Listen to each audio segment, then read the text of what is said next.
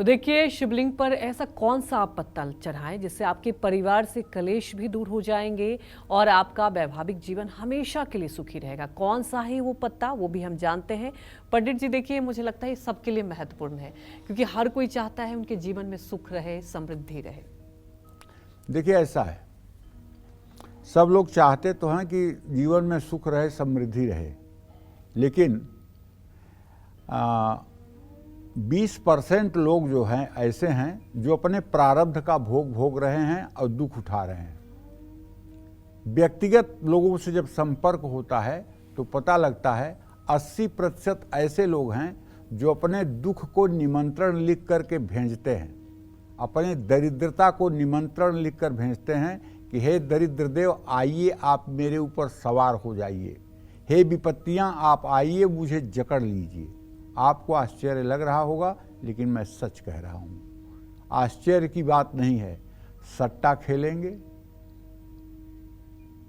सट्टे में पैसा बर्बाद करेंगे, जुआ खेलेंगे, लॉटरी लगाएंगे, दुराचार पर पैसा खर्च करेंगे, नशीली वस्तुओं पर पैसा खर्च करेंगे, दूसरे के ऊपर जरूरत से ज्यादा विश्वास करेंगे, तो क्या होगा? ये दुर्भाग्य को निमंत्रण देना तो है।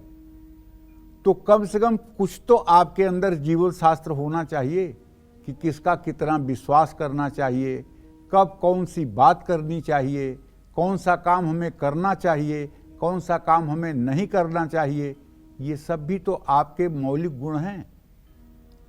पूरा जगत जानता है कि एक बेलपत्र अगर भगवान शिव को चढ़ा दिया जाए तो जन्म जन्मांतर का पाप नष्ट हो जाता है। और मैं तो अपने सभी दर्शकों से बार बार आग्रह करता हूं कि आप अगर कहीं दूर की यात्रा में जा रहे हैं, चाहे यात्रा ट्रेन की हो, चाहे हवाई जहाज की हो, और चाहे कार की हो, और चाहे पैदल यात्रा हो, आपको शिवलिंग पर चढ़ा हुआ एक बेलपत्र उठा करके उसे अपने जेब में डाल करके जाना चाहिए।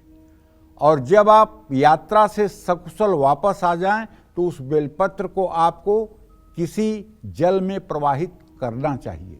अगर जल नहीं है नज़दीक में, कोई पवित्र नदी नहीं है, तो एक घर में गमला ऐसा रखना चाहिए जिसमें थोड़ी सी बालू रख दीजिए और उसी में पत्ता डाल दीजिए, थोड़ा सा पानी डाल दीजिए, गमले में वो पत्ता जाकर समाप्त हो जाएगा।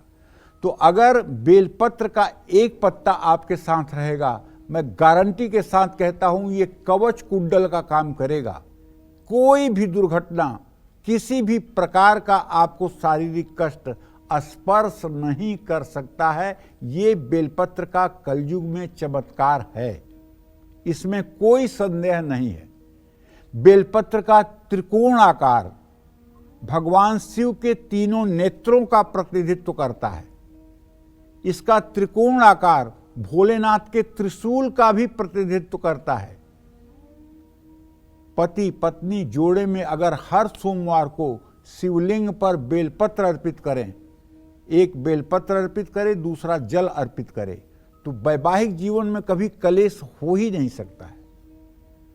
परिवार में लड़ाई झगड़े हो ही नहीं सकते हैं। सामंजस्य और प्यार बढ़ेगा। शिवलिंग पर 3 से लेकर के 11 बेलपत्र चढ़ाना शुभ होता है, लेकिन जो लोग सामर्थ्यवान हैं वो लोग अगर शिवलिंग मिट्टी का बनाकर, पार्थिव शिवलिंग बनाकर, और उसका रुद्रा अष्टाध्यायी से एकादशनी रुद्राभिषेक, माने 11 पाठ रुद्रा अष्टाध्यायी के होंगे तो उसको कहते हैं एकादशनी रुद्राभिषेक।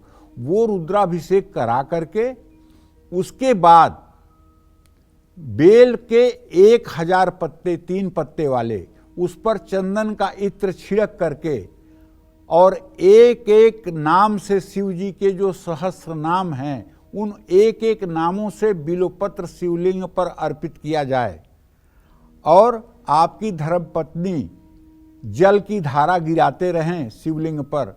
और ये सहस्रार्चन अगर वर्ष में एक बार कर लिया जाए तो कभी जिंदगी में आपके सामने दुख विपत्ति आ ही नहीं सकती, कभी आपके जीवन में अनहोनी घटना हो ही नहीं सकती। चाहे जितना बड़ा अल्पायु योग आपको किसी ने बताया है, चाहे आपकी मार्केस की दशा चल रही है, और चाहे आपको मृत्यु तुल्य कष्ट की बात किसी ने बताया है, मेरा ये उपाय करिएगा, भगवान शिव का सहस्रार्चन बेलपत्र से करिएगा और आप देखिएगा कि कैसे संपन्नतापूर्ण दीर्घायु जीवन को आप प्राप्त होते हैं। बेल के पेड़ के नीचे दीपक जलाने से ज्ञान की प्राप्ति होती है। बेल के पेड़ के नीचे शिवलिंग स्थापित करके नित्य उसकी पूजा करने से मनुष्य को शिवलोक की प्राप्ति होती है। बेल के पेड़ के नीचे किसी जरूरतमंद व्यक्ति को भोजन कराने से आर्थिक संकट दूर हो जाता है। इन सब चीजों में अतिशयोक्ति नहीं है, मैं वही कह रहा हूं जो होता है। और बेल का पेड़ अगर घर से पूर्व उत्तर की दिशा में लगा दिया जाए और उसका नित्य दर्शन किया जाए तो आप विश्वास करिए कि निश्चित रूप से आपकी मनोकामना पूरी होगी।